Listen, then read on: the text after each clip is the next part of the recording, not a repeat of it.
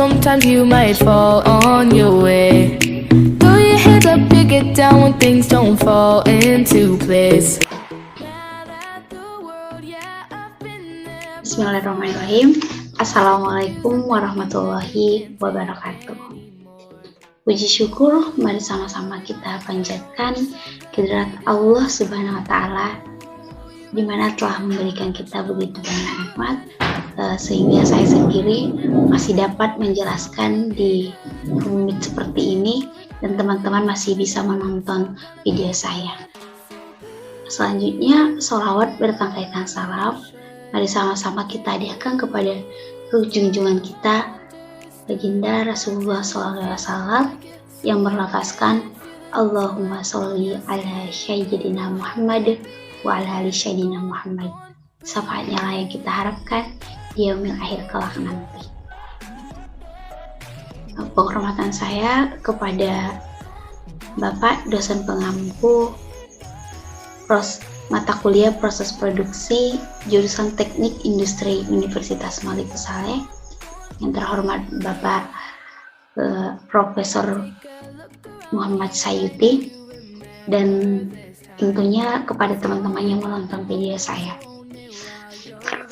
Teman-teman, di era 4.0 ini teknik industri sangat berperan. Nah, jadi dalam dunia industri tidak lepas dengan yang namanya proses pengelasan. Jadi izinkan saya di sini memaparkan dan ataupun mengupas lebih dalam tentang pengelasan yang sering disebut dengan welding.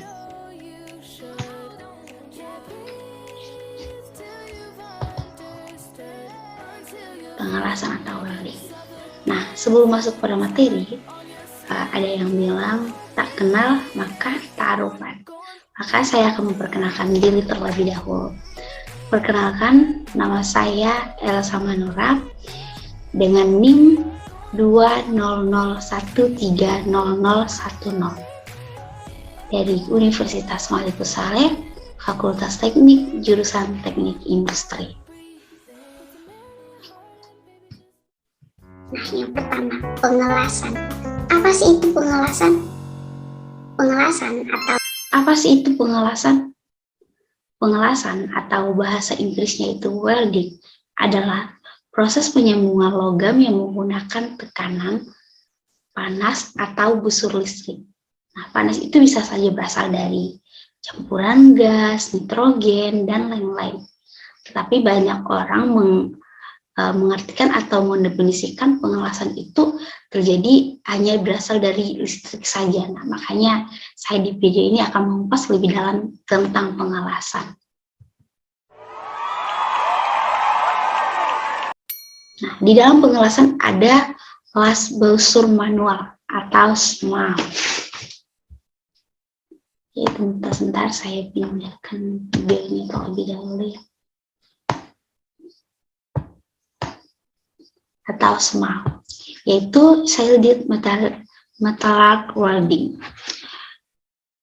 SMAW atau las listrik, atau juga sering disebut dengan las busur metal manual, adalah proses penyambungan logam yang memanfaatkan tenaga listrik sebagai sumber panasnya.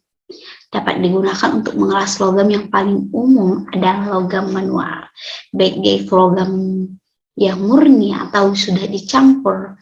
Itu kita bisa menggunakan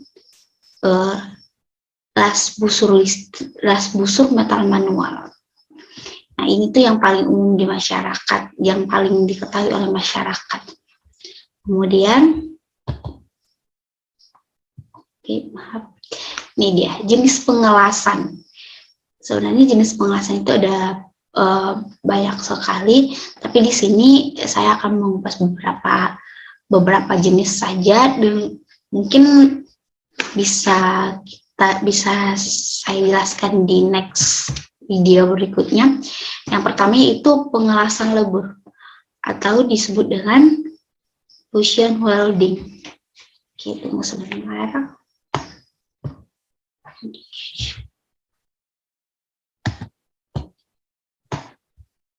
fusion welding. Proses pengelasan lebur ini menggunakan panas untuk mencairkan logam induk. Beberapa operasi menggunakan logam pengisi dan ada juga yang tanpa logam pengisi. Nah, pengelasan lebur ini ada juga pengelompokannya. Yang pertama yaitu pengelasan busur, disebut dengan ARC welding (AW). Dalam proses pengelasan ARC welding ini, penyambungan dilakukan dengan memanaskan logam pengisi dan bagian sambungan dari logam induk sampai mencair dengan memakai sumber panas busur listrik. Jadi ini tuh menggunakan panas busur listrik. Nah, bisa kita lihat lebih jelas dalam gambar di layar ini. Nah, di bawah. Nah, kita tuh melihat ini yang perlu diperhatikan, ada elektrod, ARC, shielding gas, filler metal, molten foam, welded joint, dan seterusnya. Nah, ini tuh pengelasan lebur yang di bagian busurnya atau ARC welding AW. Dalam proses pengelasan ini, permukaan lembar logam yang disambung ditekan satu sama lain dan itu menghasilkan arus yang cukup besar dialirkan melalui sambungan tersebut. Pada saat arus mengalir dalam logam, panas tertinggi itu timbul di daerah yang memiliki resistansi listrik terbesar. Kemudian yang selanjutnya itu pengelasan gas atau disebut dengan Ossible Gas Welding, disingkat dengan OFW. Dalam pengelasan ini, sumber panas diperoleh dari pembakaran gas dengan oksigen, sehingga menimbulkan nyala api dengan suhu yang dapat mencairkan logam induk dan logam pengisi. Ini tuh kalau misalkan kita menggunakan metode pengelasan ini, ya pengelasan gas atau Ossible Gas Welding ini, itu panas sekali. Misalnya itu digunakan untuk ngelas sesuatu yang benar-benar sudah susah mungkin gelas, ya kan, yang tidak bisa digunakan dengan pengelasan yang pertama. Nah, gas yang sering digunakan, gas yang sering digunakan dalam Ossible Gas Welding ini itu gas alam, ya kan, ada asetilen dan hidrogen asid. Tapi di antara gas-gas yang ini, ya kan, asetilen, hidrogen dan lain-lain, itu yang paling sering digunakan yaitu asetilen. Kenapa? Karena itu hanya terdiri dari dua zat dan sangat mudah untuk dihasilkan. Asetilen ini kalau misalkan di dalam dalam tabel periodik dalam kimia itu disebut dengan etuna. Etuna itu hidrokarbon dengan lambang C2H2. Merupakan golongan alkuna, ya kan. Karena kalau alkuna itu kan nggak susah untuk menghasilkannya. Nah, kemudian yaitu proses pengelasan lebur yang lain. Nah, pengelasan lebur yang lain itu sebenarnya kan banyak. Tapi yang saya kupas di sini hanya 2 saja. Terdapat beberapa jenis pengelasan lebur yang lain untuk menghasilkan peleburan logam yang disambung. Contohnya itu pengelasan berkas elektron atau disebut dengan electron beam welding, dan pengelasan berkas laser atau disebut dengan laser beam welding. Kemudian penggunaan pengelasan. Nah, proses pengelasan secara komersial itu banyak digunakan dalam beberapa operasi, yaitu diantaranya itu konstruksi. Nah, kalau teman-teman yang kuliah di jurusan teknik industri, pasti teknik industri dan teknik mesin pasti udah sering lah, ya kan, dengar yang namanya konstruksi. Misalnya itu konstruksi pada bangunan, konstruksi pada jembatan. Nah, itu ada beberapa contoh yang mengalami konstruksi. Kemudian itu pemimpaan, tabung bertekanan, boiler, bahkan tangki penyimpanan, itu kita tuh di situ tuh melakukan pengelasan. Tadi bangunan udah, ya, kemudian kapal juga, kapal laut gitu kan, di situ juga ada pengelasan. Pesawat terbang, pesawat luar angkasa, otomotif, kereta api. Tapi dengan catatan operasi pengelasan itu memerlukan tenaga kerja yang terlatih dan keterampilan yang tinggi. Dan jangan lupa untuk teman-teman yang mungkin bekerja sebagai pengelas, jangan lupa untuk selalu patuh pada kesehatan kerja dan itu kan. Kemudian yang selanjutnya jenis sambungan yang digunakan dalam proses pengelasan. Namanya mengelas, setelah dilas pasti disambung ya. Jenis sambungan. Ada 5 jenis sambungan yang digunakan dalam proses pengelasan. Di sini saya akan menjelaskan 4 jenis sambungan. Yang pertama yaitu sambungan tumpu. Nah, sambungan tumpu itu gimana sih gitu kan? Yaitu kedua bagian benda yang akan disambung diletakkan pada bidang datar yang sama dan disambung pada ujungnya. Gitu saja, sederhana itu sambungan tumpu. Kemudian yang selanjutnya itu sambungan sudut atau disebut dengan corner joint. Corner joint itu kedua bagian benda yang akan disambung itu membentuk sudut siku-siku, yaitu sudut yang membentuk 90 derajat. Itu siku-siku gitu kan, 90 derajat. Disambung pada bagian sudut-sudut tersebut. Kemudian yang selanjutnya itu sambungan tumpang. Ingat ya, sambungan tumpang, bukan sambungan tumpeng. Karena kalau tumpeng itu makan. Nah, sambungan tumpang ini yaitu tipe sambungan las yang sering digunakan untuk pengelasan spot atau seam. Nah, seperti contohnya itu bodi kereta, plat, pokoknya gitu sambungan yang tipis-tipis. Nah, ini tuh digunakan, sambungan tipis-tipis itu digunakan sambungan tumpang. Yang keempat yaitu sambungan tekuk. Sambungan tekuk yaitu sisi-sisi yang ditekuk dari kedua bagian yang akan disambung sejajar, dan sambungan itu dibuat pada kedua ujung di bagian tekukan tersebut. Nah, selanjutnya yaitu material pengelasan. Material pengelasan. Oke, saya geser dulu videonya. Nah, material pengelasan. Jadi kalau misalkan kita tuh bekerja sebagai pengelas, pasti diwajibkan paham mengenai jenis material apa sih yang kita gunakan dalam pengelasan. Nah, jadi pemahaman tersebut meliputi pengetahuan tentang material, apakah dia itu mengandung besi atau disebut dengan ferro ya, Fr, atau tidak mengandung besi atau non ferro. Selain itu, juga harus memperhatikan mengenai material tersebut merupakan bahan paduan ataukah bahan murni. Dan memiliki pemahaman jenis bahan dan paduannya, maka selanjutnya bisa menentukan bagaimana sih proses pengelasan yang akan dilakukan, yaitu meliputi persiapan, pelaksanaan proses, dan juga finishing, kemudian kepada evaluasi kerja. Karena segala sesuatu yang kita kerjakan harus kita evaluasi dong ya kan. Nah, selanjutnya ini oke, saya geser lagi. Teknik pengelasan. Teknik pengelasan. Yang pertama yaitu menentukan arus besar atau tidak, yaitu tergantung pada diameter elektroda. Kalau misalkan arusnya besar, pasti itu untuk mengelas sesuatu yang susah lah ya kan.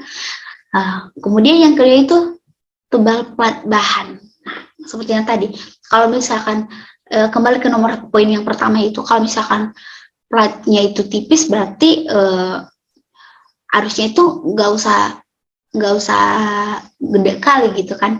Jadi kalau misalkan platnya tebal, baru besar arusnya. Yang ketiga yaitu jenis elektroda. Apakah dia itu jenis elektrodanya itu E6012, E6013, E6020 dan seterusnya. Nah, itu tuh perlu kita perhatikan sesuai dengan kebutuhan benda yang akan kita las tersebut. Kemudian yang ketiga itu yang terakhir yaitu posisi pengelasan dan polaritas pemakaian arus. Nah, yang keempat ini tuh sangat bersangkutan dan sangat berkaitan. Kemudian berikutnya yaitu pengelasan welding. Tata cara pengelasan welding. Sebenarnya itu pengelasan itu bahasa Inggrisnya welding gitu sih sebenarnya. Yang pertama yaitu menyalakan elektroda.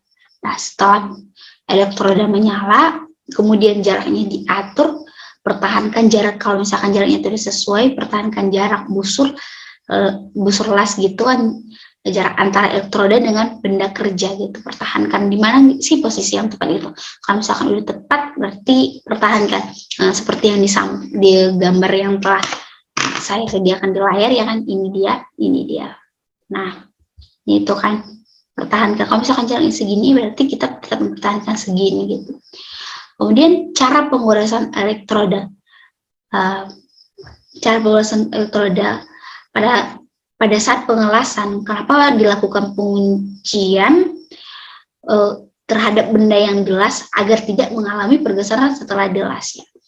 Karena kalau misalkan terjadi pergeseran saat melakukan pengelasan, maka hasil las yang kita buat itu tidak sesuai dengan yang kita inginkan. Jadi harus hati-hati dalam proses pengelasan. Yang selanjutnya itu macam-macam lasan. Macam lasan. Oke, saya pindahkan dulu videonya. Ini dia. Yang pertama yaitu berbentuk las jalur. Las jalur ini tuh digunakan untuk mengisi tepi pelat pada sambungan sudut, sambungan tumpang, dan sambungan T. Bisa kita lihat di gambar di samping ya. Logam pengisi digunakan untuk menyambung sisi melintang bagian yang membentuk segitiga siku-siku. Nah, ini dia segitiga siku-sikunya. Nah, kemudian di sini juga di bagian kiri segitiga siku-sikunya itu menghadap ke kanan, menghadap arah positif. Kemudian di bagian kanan itu segitiga siku-sikunya itu menghadap ke kiri. Kemudian ya, kita bisa melakukan pengelasan di sini. Nah, yang kedua yaitu bentuk lasan beralur. Lasan beralur digunakan untuk menyambung pelat datar. Nah, pelat datar kalau misalkan yang beralur yaitu untuk mengelas pelat yang datar saja. Ada ini sudah tersedia gambarnya dengan membuat satu lubang atau lebih atau slot pada bagian plat yang diletakkan paling atas dan kemudian mengisi lubang tersebut dengan logam pengisi sehingga kedua bagian plat melumer menjadi satu. Yang selanjutnya yaitu lasan sumbat dan lasan slat. Ujung bagian yang akan disambung dibuat alur berbentuk persegi, berbentuk serong, atau disebut dengan bevel, kemudian berbentuk V, U, dan J pada sisi tunggal atau ganda. Nah, dapat kita lihat pada gambar ini ya, pada gambar 12.5 yang setelah saya ambil dari beberapa referensi. Nah, logam pengisi digunakan untuk mengisi sambungan yang biasanya itu dilakukan dengan pengelasan busur dan pengelasan gas. Yang terakhir yaitu lasan titik atau lasan kampo digunakan untuk sambungan tumpang seperti gambar di samping ya, sudah saya sediakan. Lasan titik adalah manik las yang kecil antara permukaan lembaran atau pelat. Lasan titik diperoleh dari hasil pengelasan resistensi listrik. Ya, jadi itu lasan titik itu adalah hasil perolehan resistensi listrik. Lasan kampu itu kemudian itu lasan kampu. Lasan kampu hampir sama dengan lasan titik, tetapi lasan kampu lebih kontinu dibandingkan dengan lasan titik. Jadi lebih bagus lasan kampu. Yang selanjutnya, next, yaitu tahap persiapan pengelasan. Seperti yang saya jelaskan di awal, yaitu ada persiapan, pelaksanaan, finishing, dan evaluasi. Nah, di sini saya akan membahas tahap persiapan pengelasan. Apa saja sih yang perlu dipersiapkan kalau kita mau ngelas gitu ya kan? Nah, pada tahap persiapan pengelasan dilakukan proses hal-hal yang sangat penting, yaitu yang pertama proses las yang akan digunakan, yang dipilih itu jenis las yang bagaimana? Apakah itu SMAW, GTAW, GMAW, atau OAW gitu. Jadi kita perlu memperhatikan, ini yang pertama kita perhatikan. Yang kedua yaitu gas pelindungnya. Apakah sudah ada gas pelindungnya? Kemudian yang ketiga, jenis elektroda yang digunakan.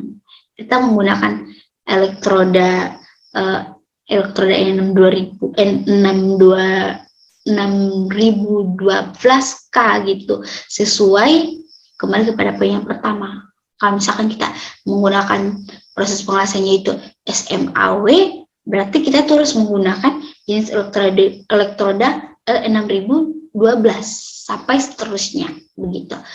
Kemudian yang keempat, pengaplikasian preheating atau post heating. Yang kelima yaitu jenis polaritas yang digunakan. Apakah polaritas yang kita gunakan itu di situ polaritas AC ataukah polaritas DC positif ataukah DC negatif.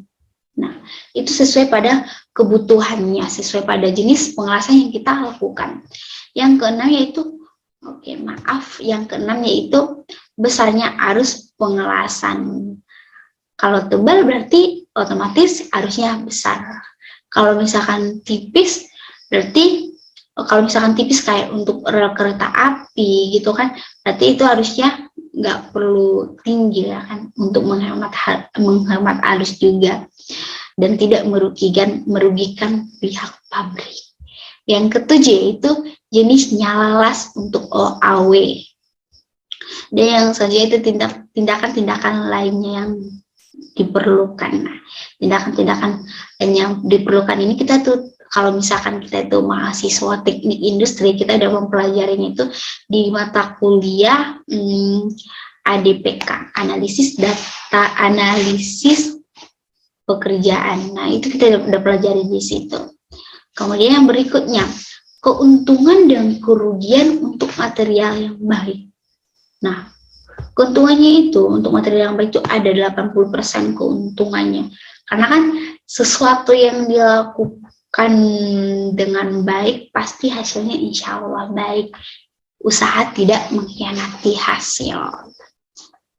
Nah, material yang digunakan pada proses pengelasan harus dipersiapkan secara serius, secara baik gitu kan. Sama halnya dengan hidup kita ke depan harus kita persiapkan. Nah, kemudian kerugiannya itu hanya 20%. Kenapa terjadi kerugian? Karena adanya penetrasi tidak baik. Penetrasi yang berlebihan dikarenakan mungkin road face-nya terlalu tipis atau road gap-nya yang terlalu lebar dan hal-hal lainnya. Banyak sekali hal yang bisa menyebabkan penetrasian yang tidak baik. Tetapi kerugian pada material yang baik ini hanya 20% saja. Itu pun kerugiannya itu sudah mencakup batas maksimal. Nah, itu masuk pada kesimpulan. Pengelasan adalah proses penyambungan material dengan menggunakan energi panas sehingga bagian yang satu dengan yang lainnya itu menjadi satu tanpa tekanan. Pengelasan dapat dilakukan dengan pemanasan tanpa tekanan, pemanasan dengan tekanan, dan tekanan tanpa memberikan panas dari luar. Pengelasan pada umumnya itu dilakukan dalam penyambungan logam, tetapi juga sering digunakan untuk penyambungan plastik. Yang plastiknya itu tebal, zatnya itu tebal, itu sering dilakukan pengelasan. Nah, dalam pembahasan ini akan difokuskan pada penyambungan logam saja ya kan. Dari awal tadi kita itu membahas logam. Oke, next. Nah, oke, sudah siap. Terima kasih. Demikian hasil presentasi saya tentang pengelasan. Dan yang terakhir, untuk teman-teman yang mungkin praktiknya sedang melas sekarang, jangan lupa dipatuhi peraturan kerjanya agar keselamatan kerjanya, karena kan melas itu termasuk pekerjaan yang lumayan berbahaya sih enggak, tapi harus hati-hati gitu. Terima kasih, demikian hasil presentasi saya. Semoga bermanfaat bagi teman-teman yang menonton. Segala kesalahan saya mohon maaf, dan yang benarnya itu berasal dari Allah Subhanahu wa taala, yang salah dari saya sendiri. Demikian terima kasih. Wassalamualaikum warahmatullahi wabarakatuh.